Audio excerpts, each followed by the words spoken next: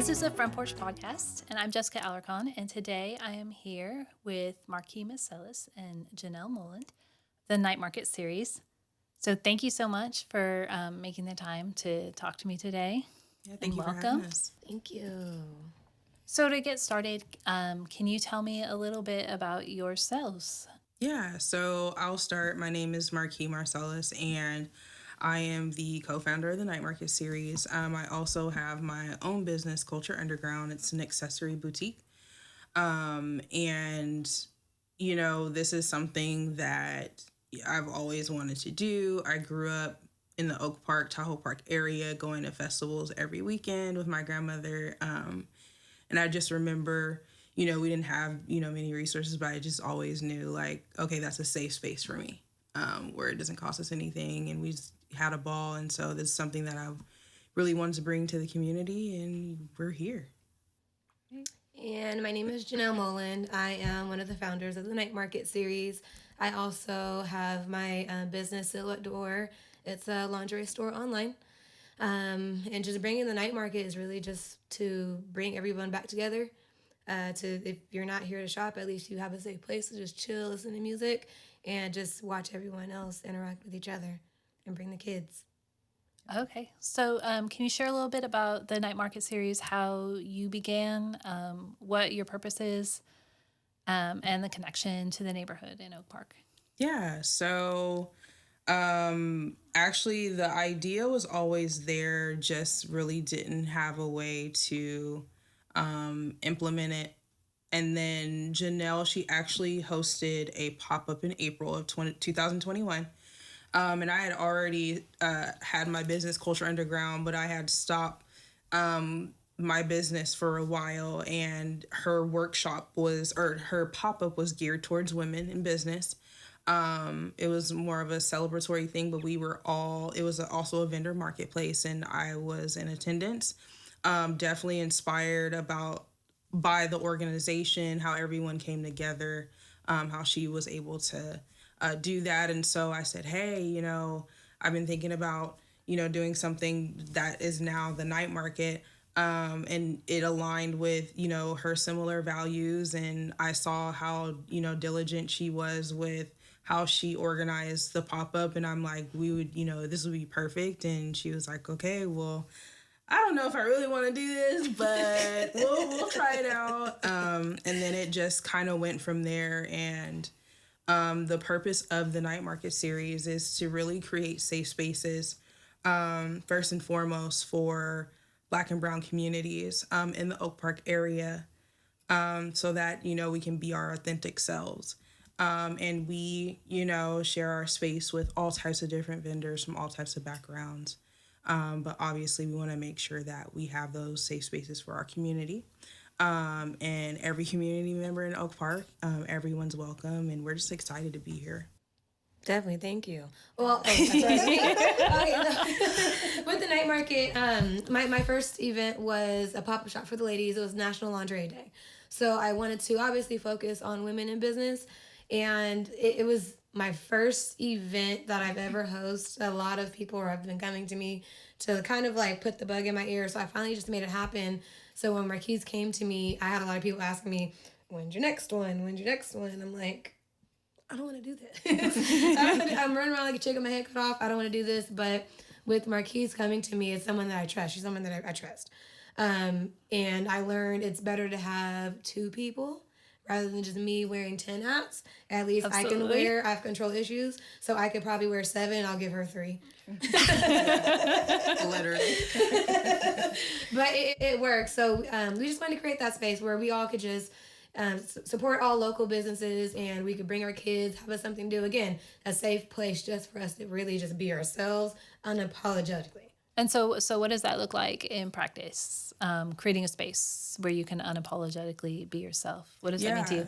So, I mean, what that looks like is, for example, my boyfriend, he has his own anime pop-up business that he just started. And a lot of Black men that, you know, love anime, you really don't know it because it's kind of one of those things that you don't talk about because people deem it like nerdy or something like that. And for him to be able to go out and be open about the things that he likes, the anime shows that he likes, and to have people come up and say, oh my gosh, like, I love it too. And it'll be, you know, not really the stereotypical person that you would think that would love anime, but everyone does. But no one really talks about it in our community because people are teased about it. And so that's what we talk about when we're talking about creating a safe space, allowing people to be themselves unapologetically without worrying about what someone thinks of them or, it not being accepted. He's gotten a lot of great feedback, and it's very similar to a lot of our vendors, a lot of our business owners that we work with. If we're working with any artists, the same thing, because we are multifaceted people. We all are different. And I think sometimes people forget that we are human first. And so that's a mission of ours, just to make sure people are comfortable in this space and being themselves, and introducing people to their cultures, and introducing people to themselves, without having their culture being a barrier to them expressing themselves the way they want to. Okay, so Yeah. like giving people the opportunity to make connections Yep. with people and Yep. who might be the same as them, and Yep. you wouldn't know because there's Yeah. not the space for that. Absolutely. Kind of what I hear you saying. And we play all types of different music. We have live music, we have live DJs, we have performances from dance studios from around the area. And so, I mean, anything that people like, they're, presenting themselves where it's a judgment-free zone. We welcome everyone, and we want everyone to be comfortable, because I think, our daily lives, we have enough pressures.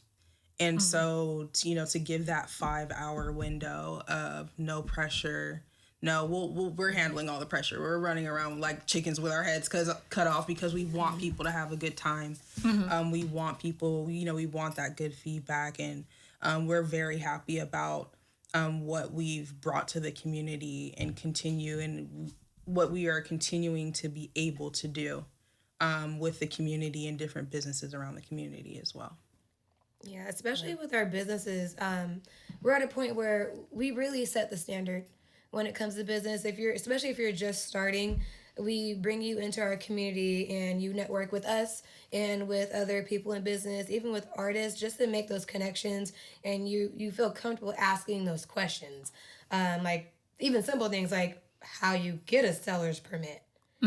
They're more than come to ask us how you do it. We'll even walk you through the process. Just that one-on-one time, just a safe space for you to do business. So especially with COVID, I know we've realized there are a lot of entrepreneurs that have emerged through COVID, and now with things changing, it's more of them finding a safe place where they can still maintain their business. And it's not just a seasonal COVID business that goes away. No, you're here to stay. You want to build. We're here to help you. Yeah. Okay, so you're providing resources for people to grow their business, Yes. and support in that way also. Yes. Okay, that's great. Have you found a lot of people? I mean, it sounds like people have just kind of been starting to work on things during COVID, maybe when there was extra time on their hands. Yeah. And then I think too, people have found, oh, I can make, my hobby lucrative. Or, I actually really don't need to work a 9 to 5. Like, maybe I'm finding all these new interests, and to meet like-minded people in an area that you grew up in or that you're familiar with is a blessing, because I think obviously COVID made us all slow down and put things into perspective. And one of the perspectives that, we have is, people miss community. And that's a big thing that's missing with our elders, the kids. Obviously, you can see that now in school and their energy. They needed to be outside, but obviously we couldn't do that. And so the way that, we're going to give back, the way that we're going to do that is to create a space in which we can commune with everybody. And so we're just really excited about it, and things that we have coming up for 2022. Okay, so can you tell me a little bit about the couple markets that you've had? Where have they been? Yeah. Any highlights or things that really stood out for you? Our first one. Our first one was July 2nd. It was at Esther's Park. Um, it was easily, we hit capacity of about 200 people, maybe even 250, maybe more than that. That came in and out the park. We had a live DJ. We had at that one we did have live performances too. It was just great. We had the patio in the middle. A lot of our vendors, they were able to network, pass out. Even if it was just simple as passing out your business cards, they were forever grateful to just have that platform. So that was our very first one, and ever since then, like it was after that, I was like, okay, take a deep breath. We did it. Um, do it again, do it again, and then our next one after that, that was July. July 30th. And that one was a little bit different just because we wanted to try something new.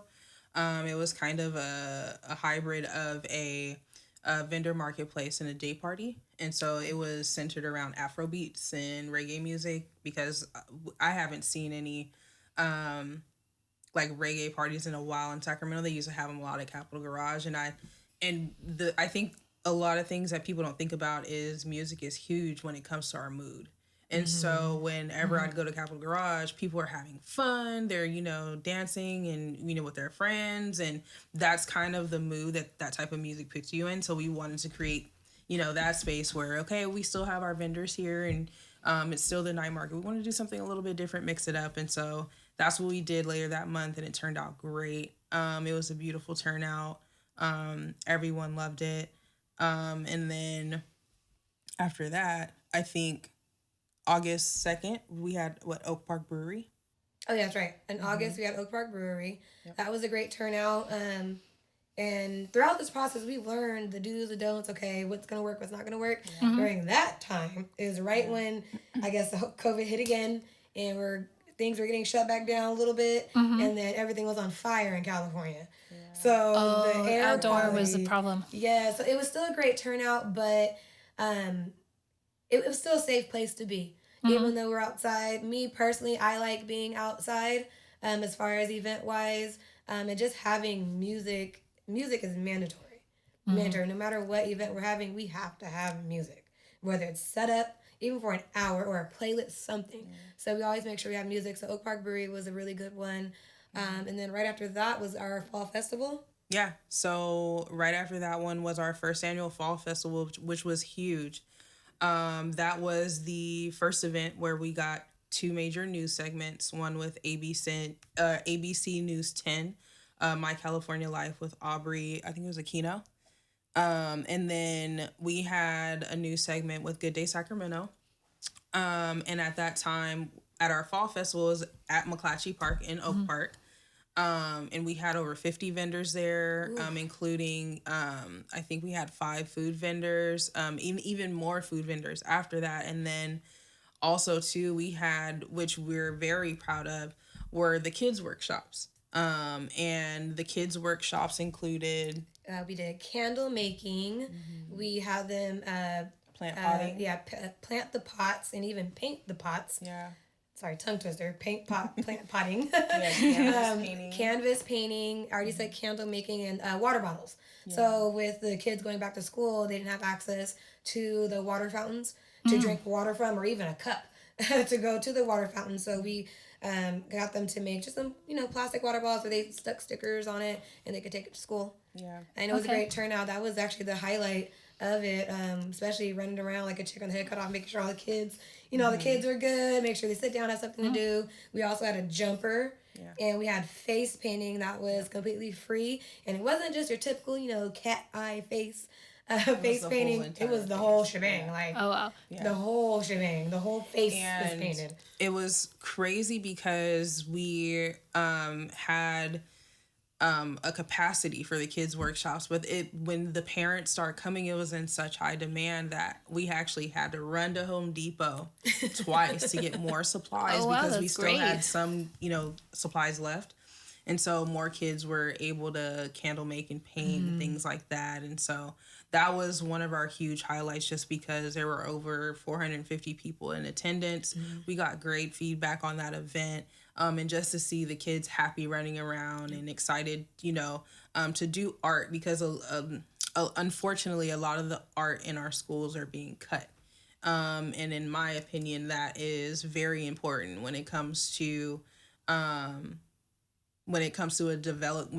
development of a child. And so that's one of the things that we implement and we want to keep, because we had such a great turnout and everyone was so grateful and we were so happy. We were tired, but it was amazing. It was amazing, and it just showed what we could do, as long as we work together. And this is something that we'll have around for a very long time. And even with those workshops, actually, the vendors, the businesses that we had, they were the ones to host that workshop. Yeah. So we had the Flaming Gaia as a business. She's the one who actually held the candle making class.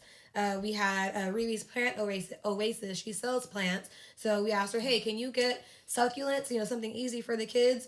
And we'll purchase the pots. And then we had Tay. She does painting. She sat there and painted with the kids. And we have Dipped in Color as well, who painted the canvases with the kids. So we still, kept the businesses involved and just really to help give them exposure and also helping the kids out without us putting on 5 more hats.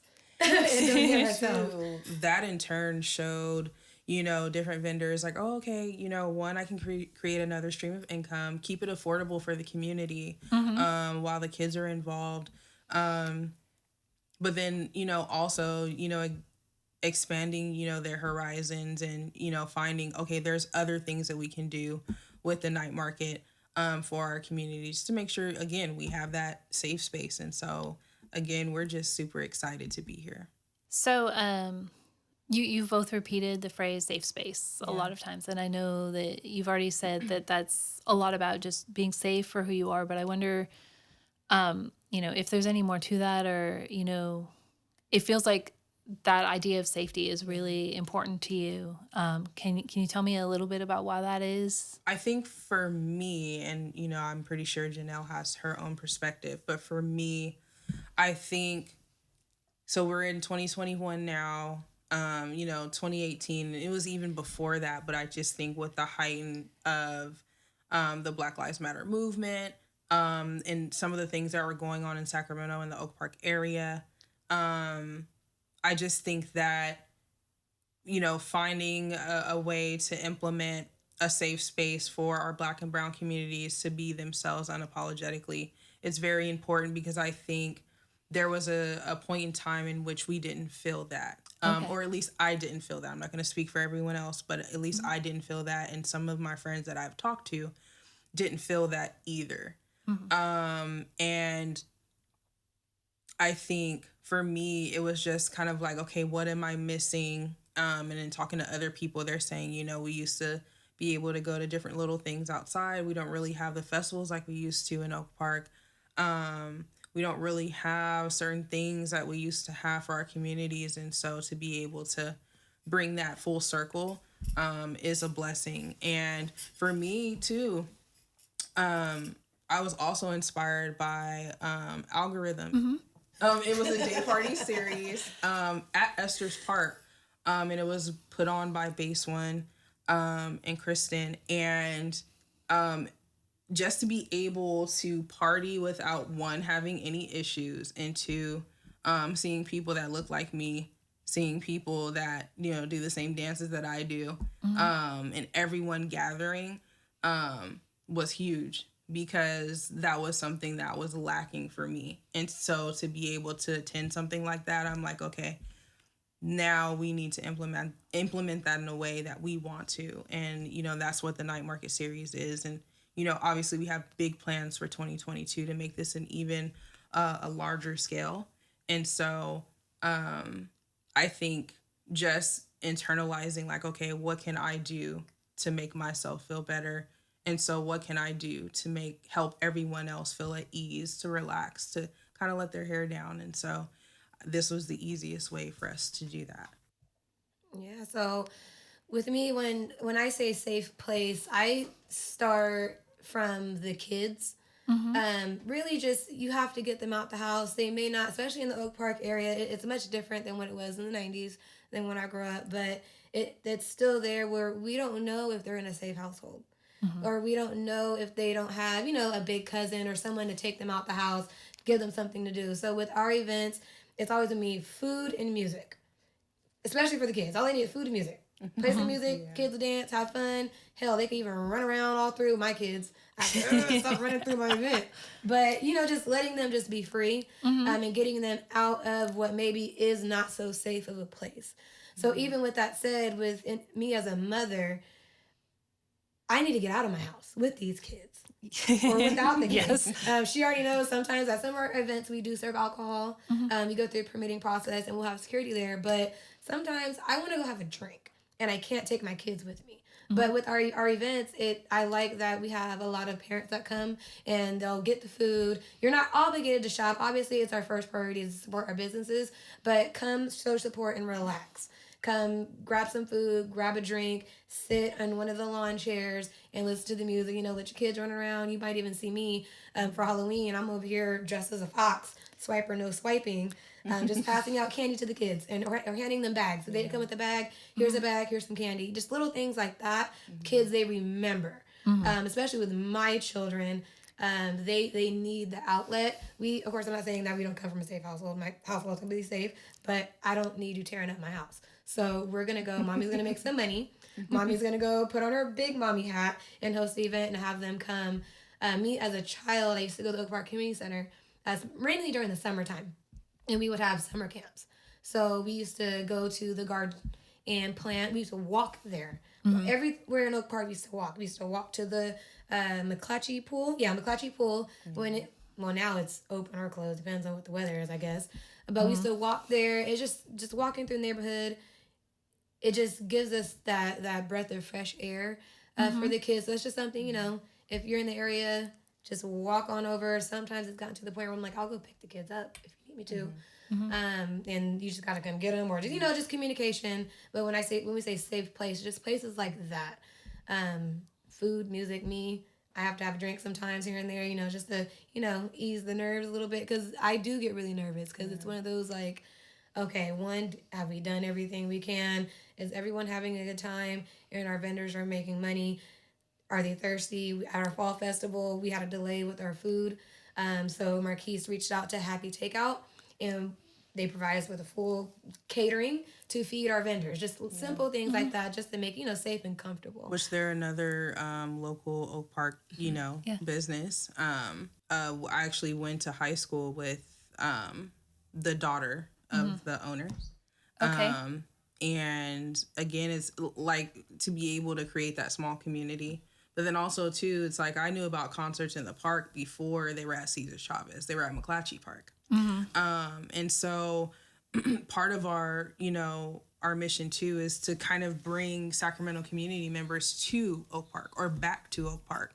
Because for a while, people were just kind of like, oh, maybe it's a little unsafe or blah, blah, blah. But we're here to show, like, no, that's completely false. There's a beautiful community in Oak Park, and it's so rich in history. I mean, right next to Esther's Park is Huey P. Newton's dad's house. And a lot of people don't know that. A lot of people seem to forget that the Black Panthers were in Oak Park. That's where they started the school lunch program, where they were, giving free lunches to the community members. And, they were housed right there at that church it's across from it's kitty corner from the brick house. And it has a lot of old items where they used to meet, and a lot of people don't know that either. And so Oak Park is very rich in history, and we just want people to get to know Oak Park again for what it is now, and what we're doing. And, really it's just a celebratory thing as well. Okay, thank you. So yeah, I hear you saying that for you it's about making a place where people are comfortable to go and can make connections, and kind of bringing the community back to the community. Absolutely. Making people feel like they can walk around and have places to go. And, we also work with local nonprofits. One of the major nonprofits that we worked with is Project Optimism Sacramento. And they provide different programs to children. They also provide developmental programs for adults, and then Pathway to College for middle school, high school students. So a mentorship program as well. And we've done, raffles, donate money to Project Optimism, just because it's like okay, we have a platform that we're able to do that.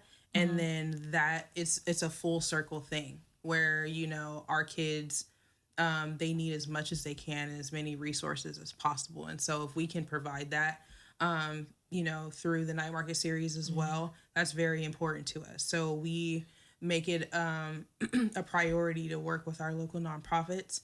And then also, too, we're going to be starting a couple of different things that, we don't want to mention too much right now, but another one of the things that we're going to be doing is bringing out different representatives of different industries. For example, mortgage lenders, real estate agents. A lot of people don't understand that the home buying process can be so easy. I mean, it's a process, but it can be really easy. And a lot of people don't know that they are qualified, but they just don't have the right resources.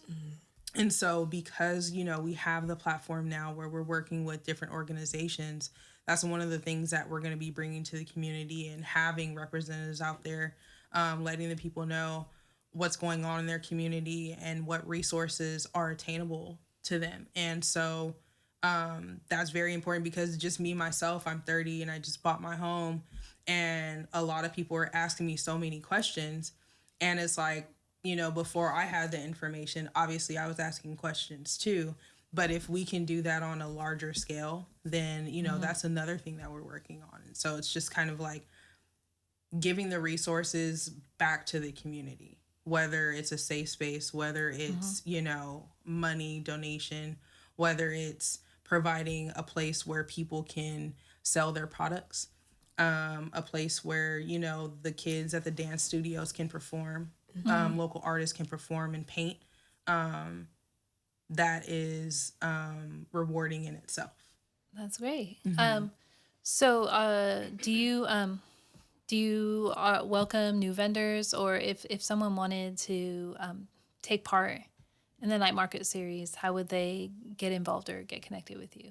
Yeah, so for new vendors, we are mainly on Instagram right now. They can always DM us and follow us on Instagram. We have not put up our 2022 calendar yet. Once we do so, our link will be listed in our bio.